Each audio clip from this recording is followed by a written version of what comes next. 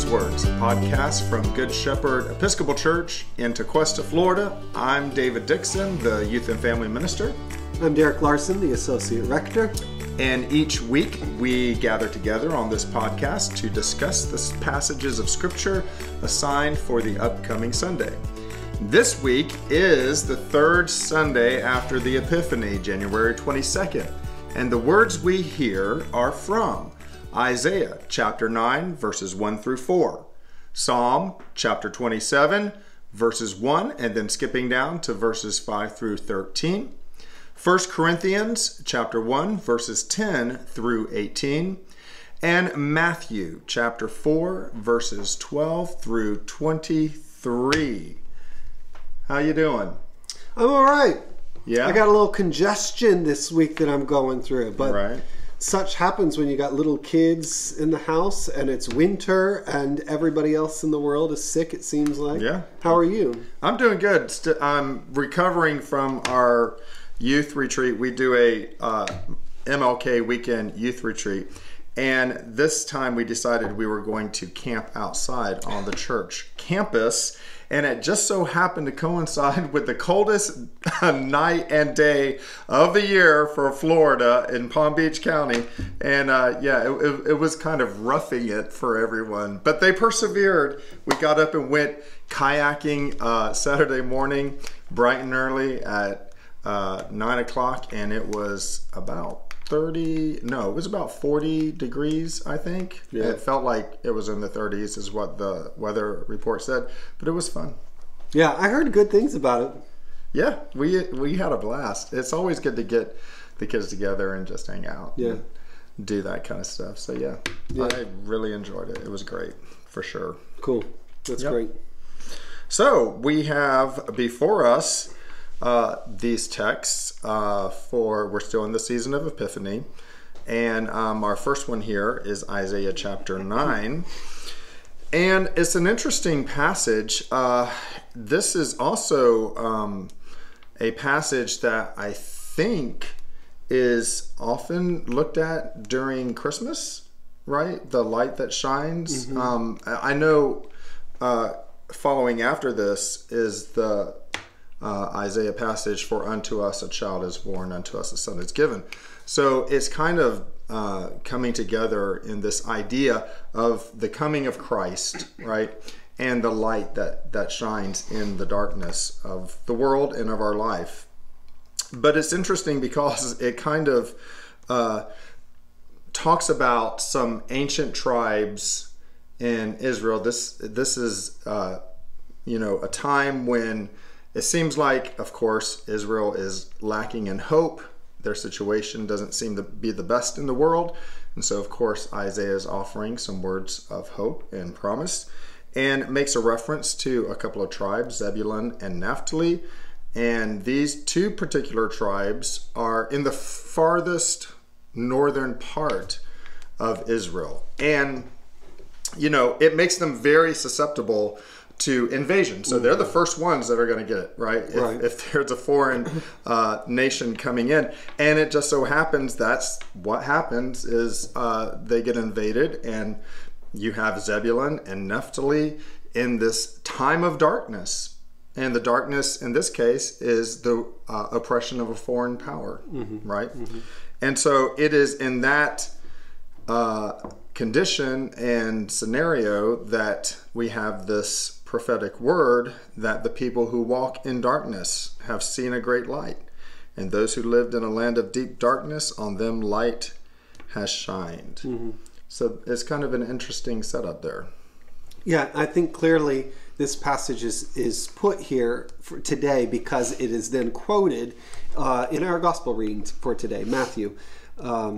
And so you see here, it's referring to Zebulun and land of Naphtali as the Galilee, the land beyond the Jordan, the Galilee of the nations. That word Galilee we see all of the time in the Gospels, because that's where Jesus and most of his disciples were from. Yeah.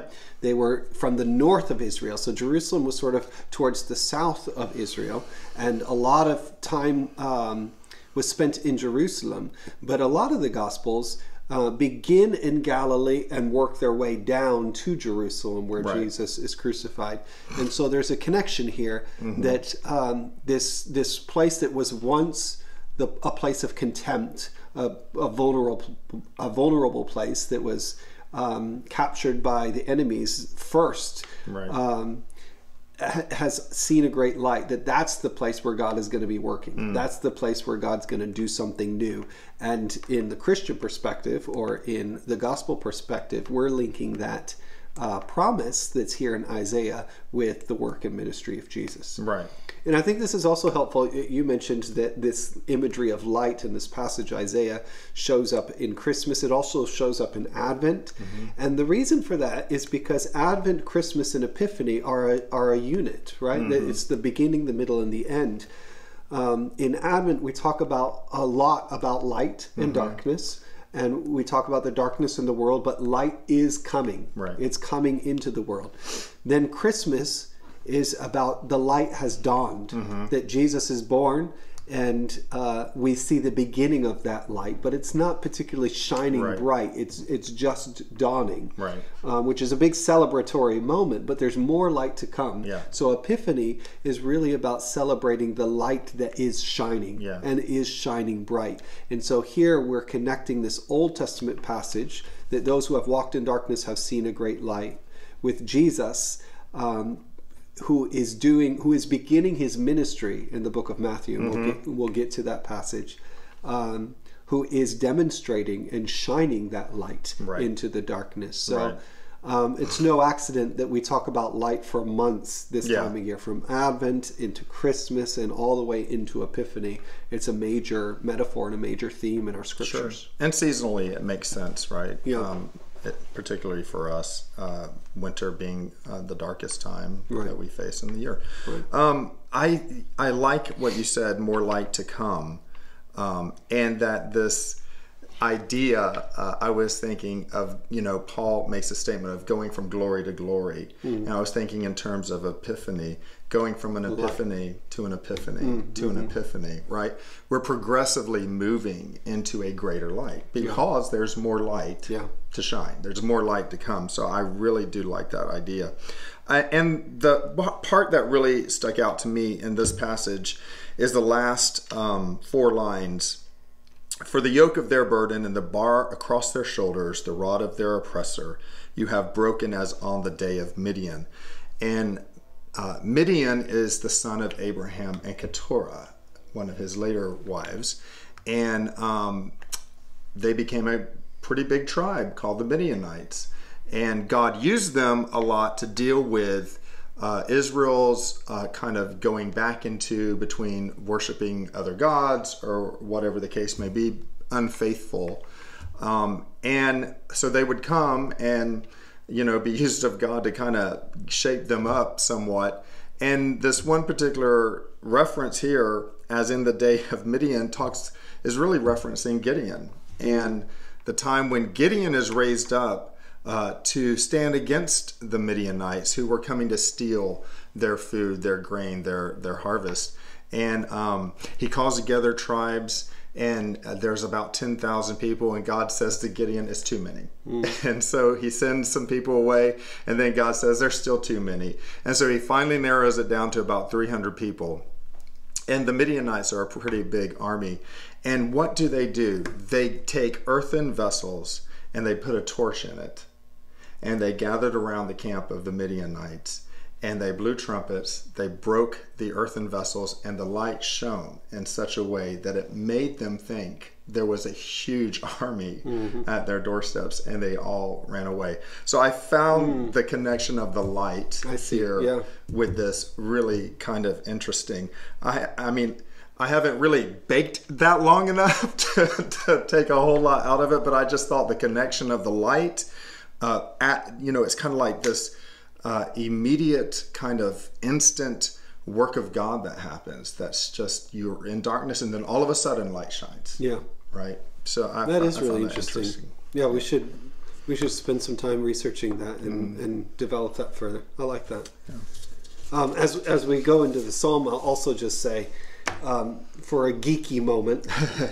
I am reading right now the Silmarillion, which is written by J.R.R. Tolkien, the writer of The Lord of the Rings. And if you don't know, The Lord of the Rings is a trilogy of books, but Tolkien created an entire world, like languages, mythologies, all kinds of texts. And the Silmarillion is sort of the Bible of that world. It has a creation story. It has the stories of all of these different characters. It's a pretty dense read. I've never read it before. But man, does the Bible open up so much more when you're reading it, having at the same time as the Silmarillion.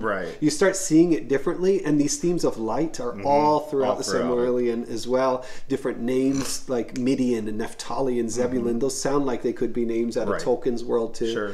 So that really has opened it up for me. And I saw that in Isaiah, but I also see that here in the Psalm 27. It begins, "The Lord is my light and my salvation, whom then shall I fear? The Lord is the strength of my life, of whom then shall I be afraid? One thing have I asked of the Lord, one thing I seek, that I may dwell in the house of the Lord all the days of my life." And then it goes on talking about God as salvation and God as present. And I love, there's this one line, well, there's a few lines in this passage that I just love. Verse 6, "To behold the fair beauty of the Lord." That sounds very Tolkien to me. It does. The fair beauty of the Lord. And then verse 11, "You speak in my heart and say, seek my face. Your face, Lord, will I seek." I think that's a really powerful line as well. So this psalm has been turned into a song many times. One of my favorite gospel songs that I like playing on the guitar is that opening verse, "The Lord is my light and my salvation." I love that. But what's sticking with me the most about this passage this time is there are two parallel themes, connected themes in this psalm. One is talking about the Lord as salvation. The Lord is the one who saves us, that takes us out of that pit of despair, out of oppression, out of whatever it is that we're suffering. But also, the other theme, connected theme here, is the Lord's presence. One thing have I asked, one thing that I seek, that I may dwell in the house of the Lord, that I may dwell with God all the days of my life. And then that line of seeking your face, verse 12, "Hide not your face from me." So there's this deep longing to be present with God, for God's presence to be there. And I got to thinking that those two themes, salvation and presence, can be so connected in the sense that God's presence is salvation. Like in the sense, you are not alone. You don't have to be alone. That God is with you, and just not being alone, just having God's presence in your life is in itself a kind of salvation. So whatever we're going through in life, we may or may not see the end of it as quickly as we want to see it. We may continue to suffer. We may continue to be oppressed. We may continue to suffer the ailment of whatever we're dealing with. But God is our salvation just by God's mere presence walking with us in the midst of it, walking with us through that. That is salvation, a salvation enough for me. If I have to suffer, I don't want to suffer, but if I have to suffer, just to be with God's presence makes it bearable, makes it okay. And I think that that's a powerful message. It is. And it's, really what's being said in Isaiah and in this passage you just said. Emmanuel. God is with us. God is with us. That's which again is that pattern of this church here, Advent, Christmas, Epiphany. It's all about God's presence with us. You're never absent from the presence of God. Never absent from the presence of God. What I like, I sense a kind of tension in this text. I hear the real positive voice of the Lord is my strength, my life, my light, my salvation, and then I hear the understanding of the current concern or situation as well in life, which is the day of trouble, right?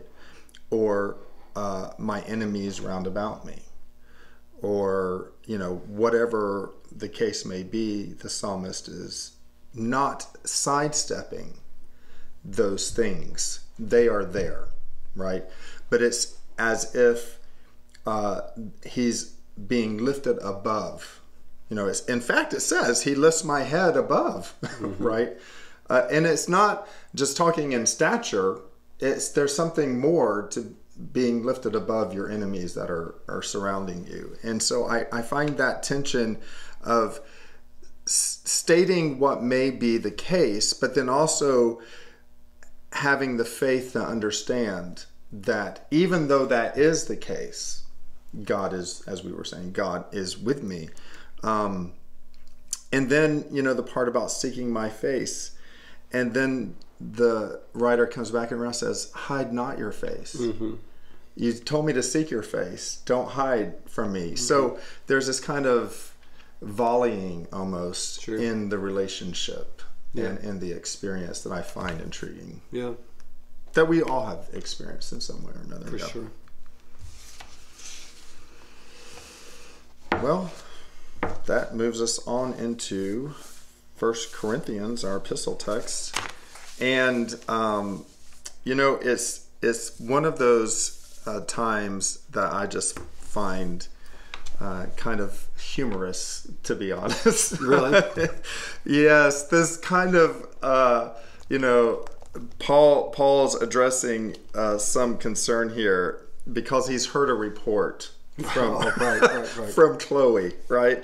And says there's some quarreling among you, and some of you are saying, well, I am of Paul, or I am of Apollos, and I've been baptized by this one, and it's almost as if we're comparing a pedigree of some description or another, this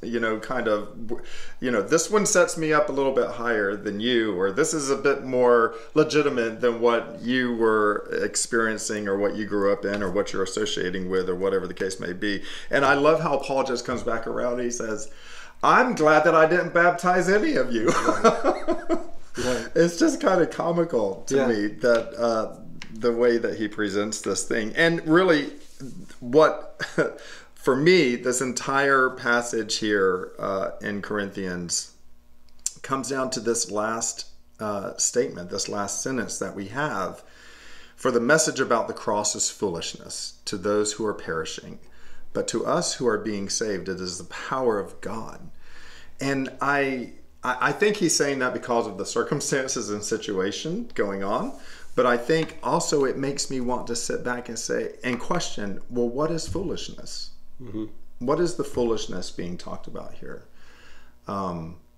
Is foolishness radical hospitality? Mm-hmm. Is foolishness salty service? Welcoming in those that may not have been baptized by Paul, Apollos, or anyone else, right? Is it broadening our borders so that we can connect with people who are not like us? Is that the foolishness that's being talked about here? And then who are those that are perishing?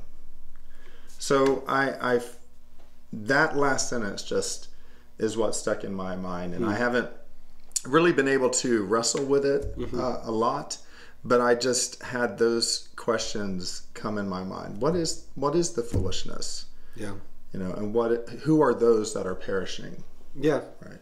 I had a similar question that I won't spend a lot of time on either because it's kind of settling with me. Mm-hmm. But it says, Christ did not send me to baptize, to proclaim the gospel, and not with eloquent wisdom, so that the cross of Christ might not be emptied of its power, implying that eloquent wisdom can empty the cross of its power. Right, I did notice that. And you think, well, what is that eloquent wisdom? I like eloquent wisdom. When someone says, "Oh, Derek, that was very wise," I think, "Oh, that's cool. Right. I like that. I want to be wise." But here, it's eloquent wisdom, actually empties the cross of its power. So what kind of wisdom is Paul talking about in this letter?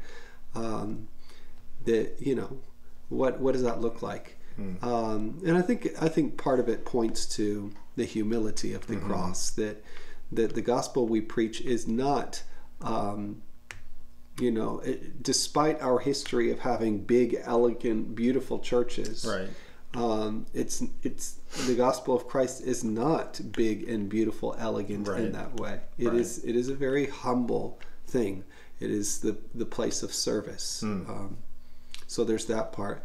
I also really appreciate the earlier part where, you know, some folks are saying, I belong to Paul, I belong to Apollos, I belong to Cephas, I belong to Christ. And he says, has Christ been divided? Right. Earlier in the passage, he says that he's praying that there will be no divisions among you, but that you may be united to the same mind and the same purpose. And of course, in a world as divisive as ours, that is a purpose that we still pray for and we still long for, especially in this context. He's not just talking about the division in the world, he's talking about the division in a church. Sure. And while I'm grateful that we haven't experienced a whole lot of active division at Good Shepherd right now. I mean, we disagree sometimes, but we don't.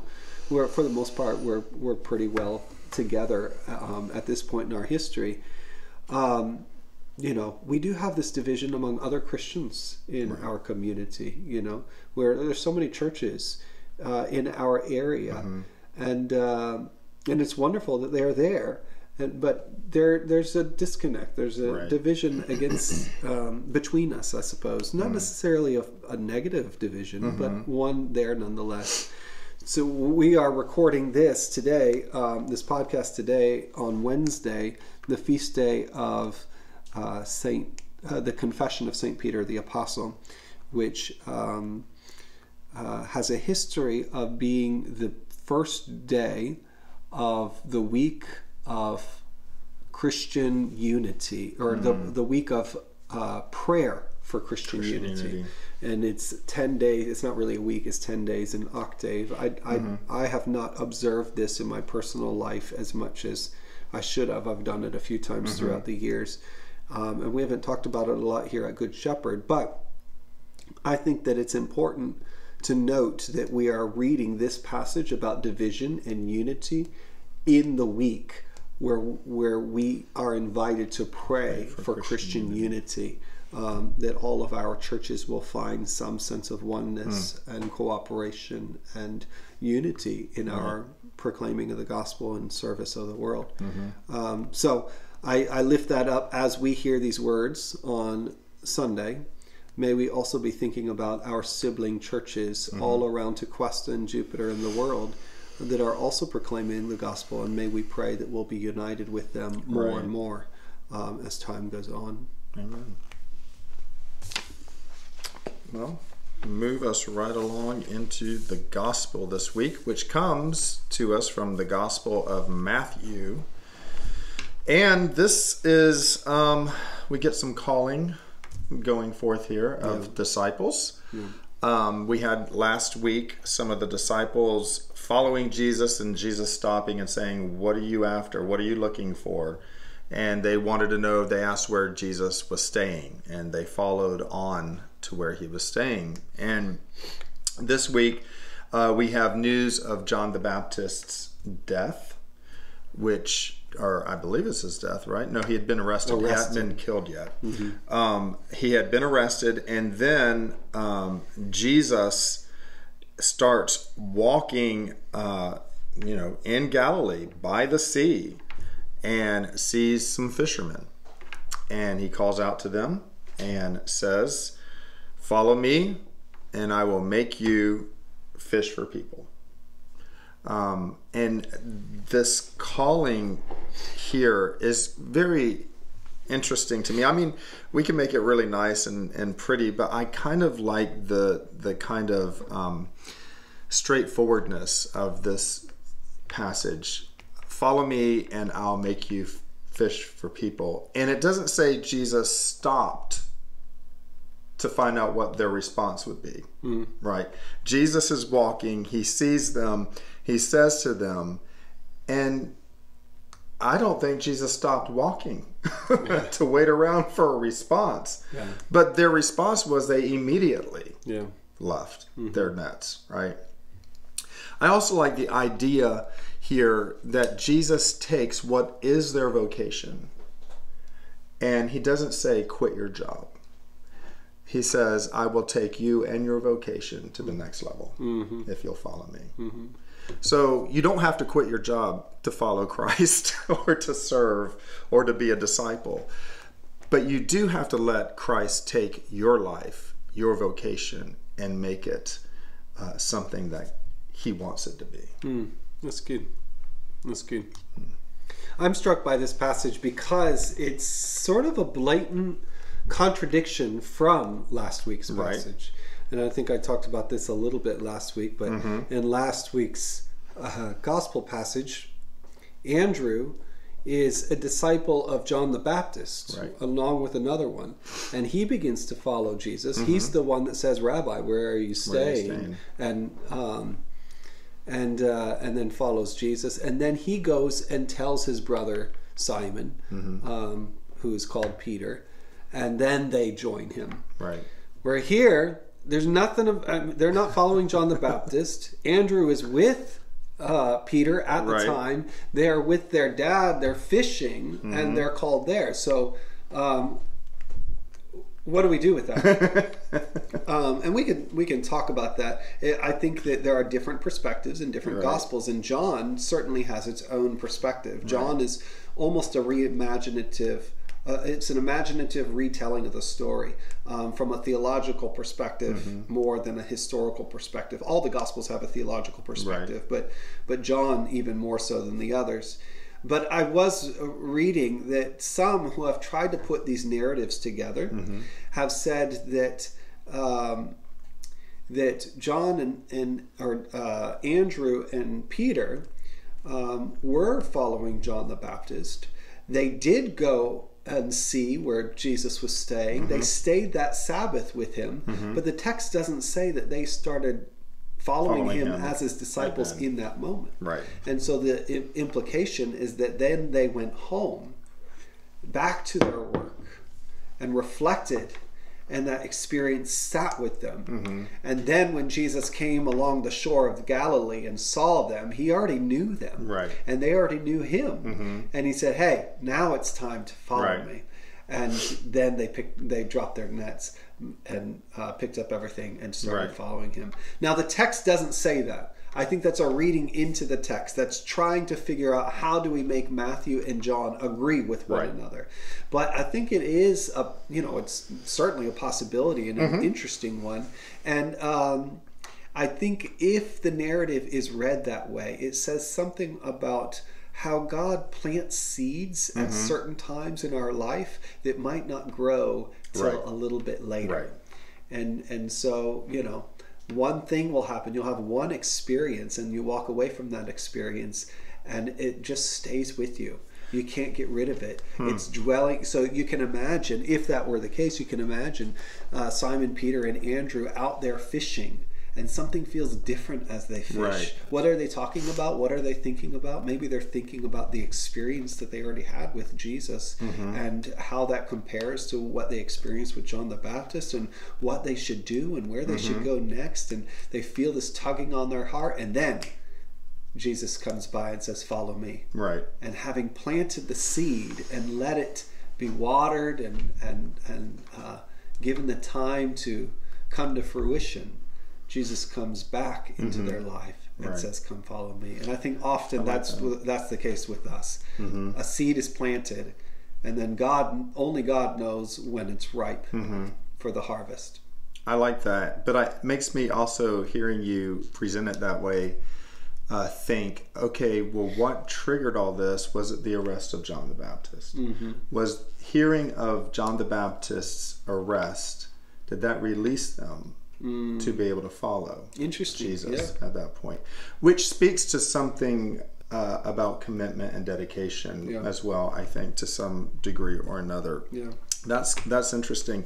I like also tying this back, and we're 30 minutes in, so I hope you're enjoying this. Tying this back to our Isaiah text when it says the way by the sea. and Jesus comes walking on this way by the Sea of Galilee.